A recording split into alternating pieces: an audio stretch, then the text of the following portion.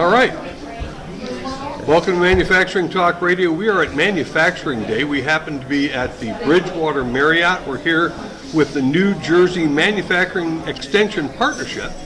And we have with us 3 students from the Middlesex County Vocational and Technical School in East Brunswick.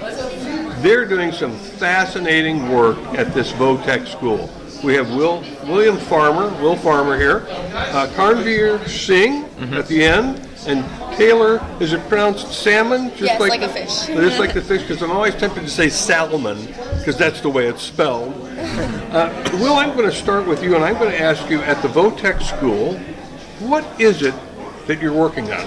What's your project? Well, my project, I'm doing 2 big projects right now. I'm working on a 3D printer, and I'm working on a PLC traffic light as well. Okay, and what's the PLC traffic light? It's basically so when you're on the street and you're waiting at a traffic light, at a red light. There's usually 2 traffic lights. There's, if you're sitting at the end of the street, or if you're sitting at the intersection, there's one light that's directing the traffic east and west, and one stoplight that's directing the traffic north and south. And it's trying to make a code that can communicate those 2 traffic lights. So if one light is red and one light is green, they switch off and on, so that way the cars know which way to go. And how is that different than traffic lights we have today? Is it? Well, it's kind of some traffic lights use an analog system. Ours is a digital system, but we do have an analog system in our shop as well, if I wanted to learn that. So it's really cool just to see a code that you make on the computer come out in real life. And right? Yeah. Right. Let me talk with Taylor for a minute here. Taylor, you've got a project going. I do. At the VOTEC school. Share with us what that's all about. I'm focusing on carving aluminum on the Shopbot, and it's a lot of improvement that you have to do because we're used to cutting wood, not aluminum. So it's a lot of critical thinking that you have to apply to the project. And we're actually teaming up with the machine tool shop next to us, and we're working together to make Christmas ornaments. That's really cool.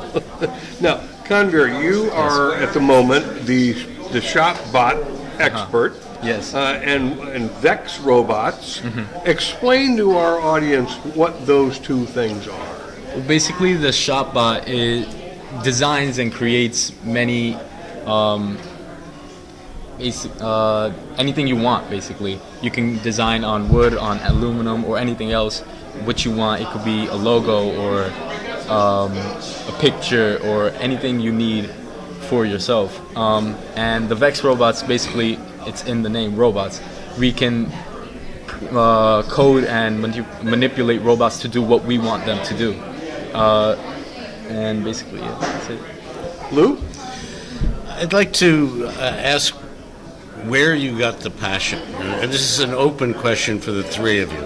Where did you get the passion to go into manufacturing, entrepreneurship, and such? You're jumping out of your seat. Go ahead. The way our school works at Middlesex County Vocational Just sit back is that thank you. We do cycling. So, for example, we choose 6 things at the beginning of the school year. 6 things that we might be interested in when you read it on a piece of paper. And one of the choices was engineering, and I was like, I kind of like technology a little bit. I like my phone. I like playing on my computer. Might as well try it, right? Because I have 6 choices. Might as well do it. And as soon as I walked into that shop classroom, that's what we call our classroom. We call it shop. As soon as I walked in, there's this big, giant room, and there's a 3D printer on the left, and there's a Shopbot and a CNC machine and a drill press and all of these different things. And to me, they were just toys that I could play with, and toys that I can learn how to use and eventually make a career out of it. And I thought that was really cool. So I cycled through the rest of my other choices that we have in our school, and I ultimately decided that PreEngineering would be the way to go. So So you were hooked. Yeah, I as was soon hooked as you as walked soon as in. I walked in. That's And great. we have Mr. Mercadante, our teacher, who was very nice to us when we walked in, told us about what our shop is, the money that we can make from our shop, always a good factor. But it's really cool, and it's something I really like to do. And we get 3 periods out of the day. So we have 8 periods in our school day, and we get 3 45-minute periods to work in our shop and to do what we want to do. You know what I mean? Very it's cool. really cool. Taylor, what gave you that passion? It's a somewhat long story. I was cycling through the 5 different shops, and I was gonna do baking, but I heard baking was a little, and I'm like, so I switched from baking as my cycle to pre-engineering, and I really didn't know what engineering was about. I found it interesting because it's hands-on and everything, and I walked into a shop and I was like, oh my god, like all these toys, I don't know like what I'm gonna do with all of this and how is this gonna happen. And I wound up talking to Mr. Merck, and we were talking, and he was telling me about how he manufactured a stent for Johnson & Johnson, and my family's all like first aid, so, and I want to be a nurse, so we got talking, and I was like, like, engineering can lead to any path, any career, and I originally wanted to be in Cosmo, and then I was like, oh my god, this is my home, like, I'm not like a Cosmo girl, I need to be able to do hands-on more, like, work with machines. I was not a Cosmo girl, and I was basically like, if Mr. Merck couldn't like fill in a blank, I was able to be there, and I found like that is a real connection to the shop. That's great. And you, sir? Basically, I also cycled through pre-engineering, and once I walked in, I saw all this equipment and futuristic tech, and I was immediately hooked. Not only that, but one time I had seen a documentary on Tesla, the cars, and I saw that these robots were creating the cars themselves, and there was no human there just creating it. It was only robots. I saw that, and I was thinking to myself, how can these robots do it by themselves? But once I walked into that shop, all of those questions were answered because of that shop. Right. So Right. it just made me want to stay there. Let me ask you a question. When you, all 3 of you have almost a similar story. You walked into the shop and you were immediately hooked, and then you went home to mom and dad and say, I'm going to work in a machine shop, or I want to do manufacturing, or I want to cut aluminum. I've been in the aluminum business for 54 years. I've never cut a piece of aluminum. So what was their reaction to your selection? My dad's reaction was, wow, that probably makes a lot of money. And and it does, and when it's something that you want to do, making the money is only a small part of it, Sure. If you're doing something, when you're walking into a classroom every day or a job every day that you really want to do, making money is only like, it's a plus, but that's not why you're there. You're there because you like doing what you're doing, and I really like doing what we are doing in our Excellent. My parents knew that it was a big jump from cosmetology to pre-engineering and manufacturing, but they were very supportive, and I'm very thankful for that, because I was like, I don't think Cosmo is the right fit for me. I'm more of a hands-on with more dangerous type things, and this is like a good career path in my like feelings. I think this is better than cosmetology for me, and they were basically just like, okay, if that's what you want to do, you're comfortable doing it, that's what you're happy doing, go for it. Don't let anyone tell you different. If that's what you like, then that's what you do.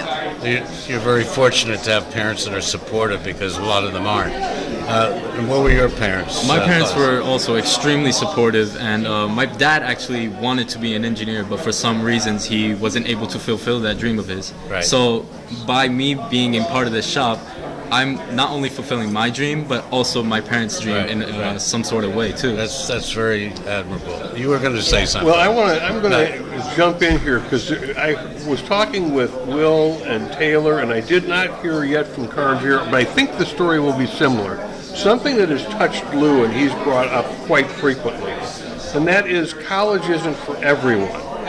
But you guys have taken a rather interesting approach in your mind to how you want to get through college. I'd like each of you to share that. Will, I'm going to start with you. So, I have a lot of cousins, and I know those cousins, they go through high school, they go through the normal general high school, your basic high school, text, nothing special. And then they'd go to college, but they didn't really know what they wanted to be when they went to college, but they just knew that they had to go to college because that's what everybody else does. They go through high school, then they go to college, and then they get their job.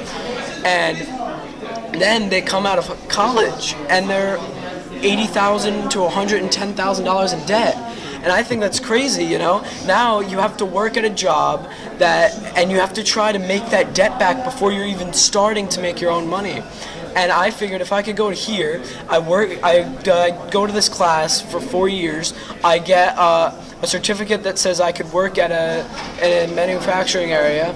Like there's a senior in our shop who graduated last year, and he got a job at Amazon for $35,000 a year right out of high school.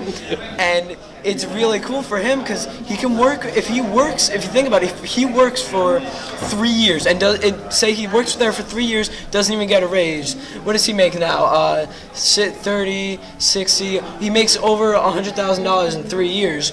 Now that's enough money where he could pay for almost any college he wants to go to, right? It's very true. Without Very debt.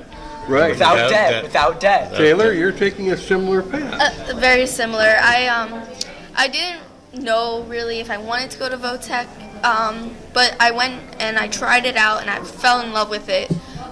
It's a good path to do because then you don't need to worry about not going right into college and being able to work at McDonald's because you don't have a high school education in any field. So being that I want to be a nurse and college is super expensive, I thought, let me get my engineering degree, or not degree, but certification, and find a job, get some money, and then when I'm ready to go to college to be a nurse, I have enough money so I'm not in complete debt. Smart. Un-American, but smart. Yeah, right. Everybody's got to be in debt in this country.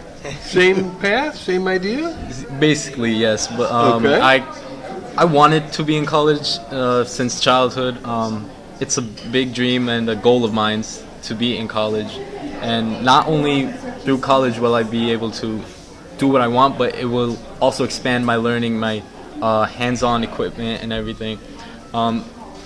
For career-wise, it will help me a lot in the future. And that's the only reason why I want to be in college, because it will help me in the future a lot, much more than I can think of right now.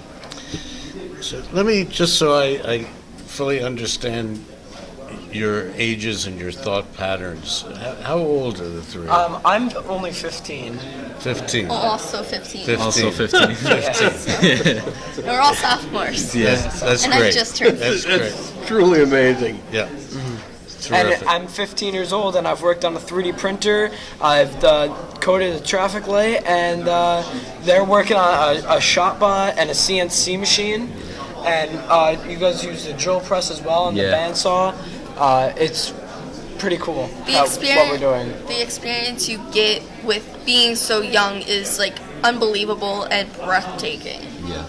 To have that experience. Couldn't have said it better myself. Tim?